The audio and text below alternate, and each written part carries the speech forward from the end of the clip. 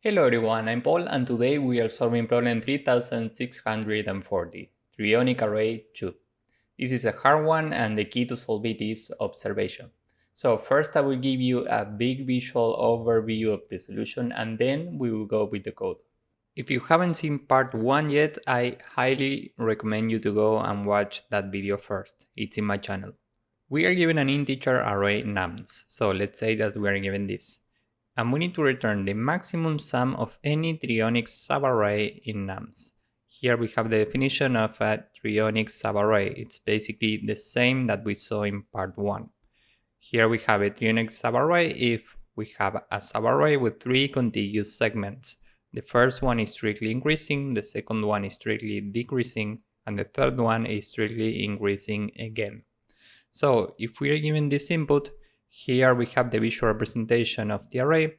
These are the values, these are the indices. For example, this corresponds to index 0 and the value of index 0 is 0. Now, here we can take a subarray from index 1 to index 5 and this subarray is Trionic because we have these 3 contiguous segments. The first one is strictly increasing, the second one is strictly decreasing, and the third one is strictly increasing. And we need to return the maximum sum of any Trionic subarray in nums. Here we are taking this subarray. The sum is -2 plus -1, meaning -3, -3 is -6, plus 0 plus 2 is -4. And this happens to be the maximum sum that we can get of any Trionic subarray in nums, so the result is -4. Now we could take a Trionic subarray from here to here, for example. Here we have the first segment that's strictly increasing, the second one is strictly decreasing, and the third one is strictly increasing. The thing is that we need to return the maximum sum of any Trionic subarray. So if we take this from index 1 to index 4, we are taking this.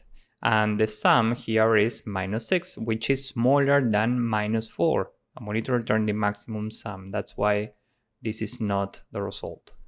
Now, what if we have something like this? This segment is increasing, this one is decreasing, and this is increasing again. So this could be the result. This is the Trionic array. The thing is that we need to return the maximum sum of any Trionic array. And if we take a look at this segment, here we have 2 choices basically. We can take the entire segment or take only this small segment. The sum here is 2 plus 1, meaning 3, and the sum of the entire segment is 1. And the maximum number here is 3. So we should keep this small segment. Now regarding this second segment, given that this is in between 2 segments and we need to form a Trionic subarray, we need to take the entire segment. So we already have the peak in this value. We need to include the value corresponding to this valley. So we add -3 to this 3. The result up to this moment is 3 plus -3, meaning 0. And the third segment is very similar to the first one. We could take the entire segment, but maybe it's best to take only this small part because we can have negative values. So what if every value in this third segment is negative? Well, we should keep the smallest possible segment here. In this case, we have positive values, so it's best to take the entire segment. But now you get the idea. This is very similar to segment number 1. And here we need to add this value 0 and this value 2. So the result is 0 plus 0 plus 2, meaning 2. So first we need to find the shortest first segment. You will see why in a few seconds. Then we need to find the full second segment. Then we need to find the third segment with the maximum sum. And finally, we need to maximize the sum of the first segment. And maybe you are wondering, why do we need to find the shortest first segment first, then compute the full second segment, and then compute the third segment with maximum sum, and then go back to segment number 1 to maximize its sum? Why don't we do these 2 things at once? And the answer is the following. When we are working with this segment, we basically need to iterate the values in the maximum range here twice. Why? Well, because first we go from left to right and we are trying to find the peak. This is P. And once we find the peak, we need to get the maximum sum of this segment considering that this is the peak. So we need to go from here to the left and keep the maximum possible value. And if we are not careful, this will run in big O of n squared time complexity, which is too much. We need to think about something more efficient. So the solution for this is first we find the shortest first segment. We are iterating every value here considering the maximum length of this first segment.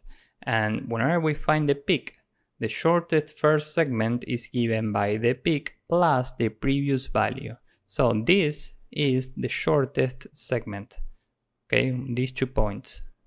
Next, we are making sure that we actually have a Trionic subarray. We are computing the full second segment and we are making sure that P is different from Q. This is the value. If these two values are different, this means that the length of this segment is at least 1, so this is valid.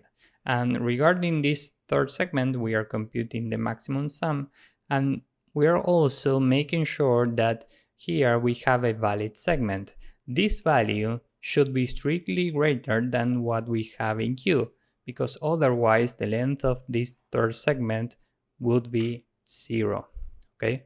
Remember that values have to be strictly increasing in this case. So after we make sure that we actually have a Trionic subarray, we can go back to segment number 1 and compute the maximum sum. We are going from right to left because we need to keep this peak. So we go from this value to the left and compute the maximum sum.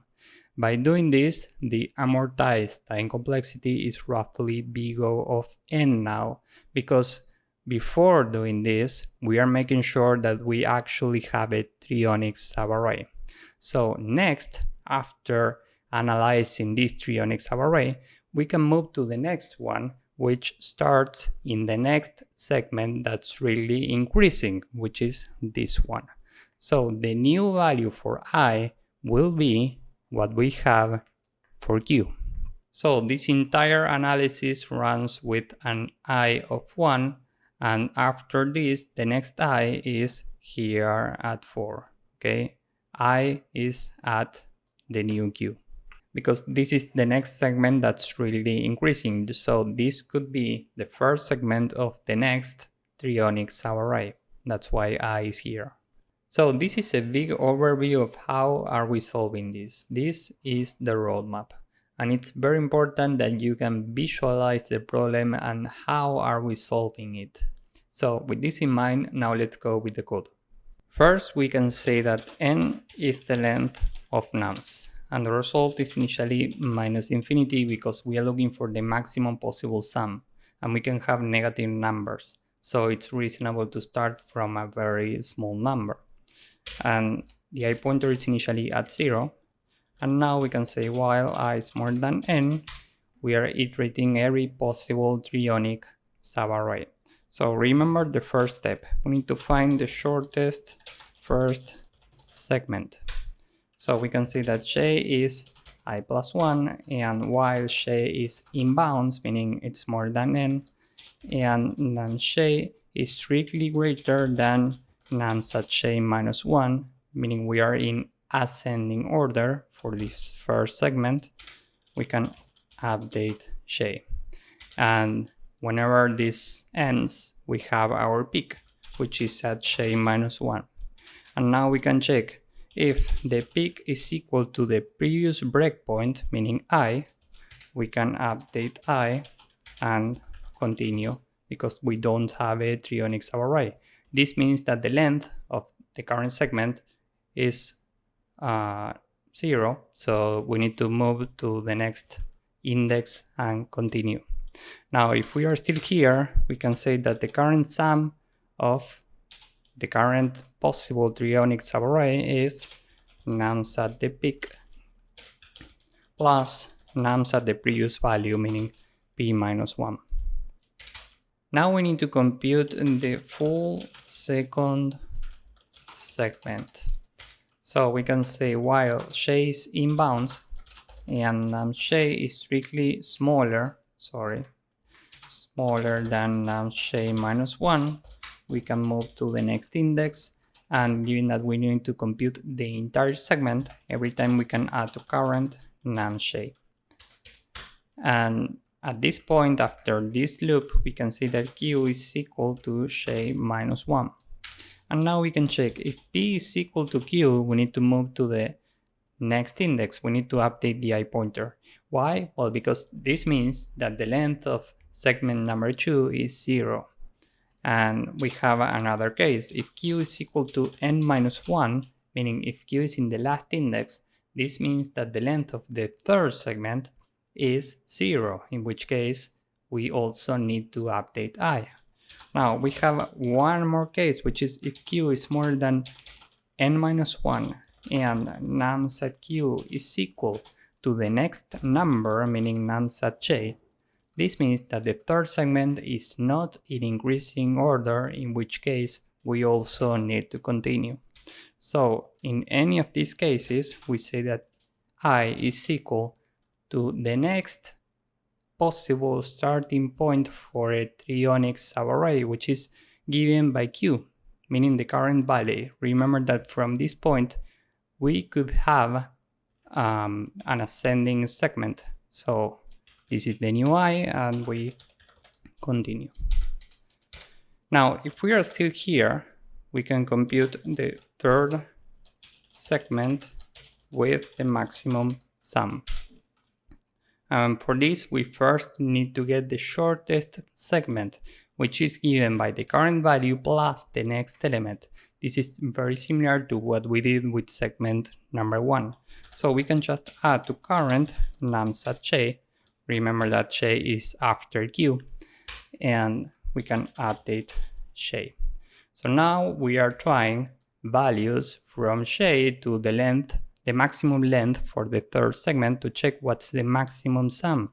So we can have an accumulated value which is initially 0, maximum is initially 0, and while j is more than n and num_j is strictly greater than num_j minus 1, we can update j. And every time we want to add to accumulated num_j, and the maximum will be the maximum between what we have here and accumulated. So after this loop, we can add to current mx. And now we can move to the final step, which is to maximize the sum of first segment. And we can do the same that we did above. Accumulated is initially 0, mx is 0. We have a jj pointer, which is initially at p minus 2. Because remember that the minimum length for the first segment includes p and p minus 1. So now we're trying values from p minus 2 to the left of the maximum length of the first possible segment. So while jj is inbounds, meaning it's greater or equal to 0, and nums_jj is strictly smaller than nums_jj plus 1. Remember that we are going in reverse here. We add to accumulated nums_jj, and mx is the maximum between what we have in mx and accumulated. And every time we need to update jj to the previous index. So after this loop, we can add to current this mx, and the result is always the maximum between what we have in the result and current. This is the final result.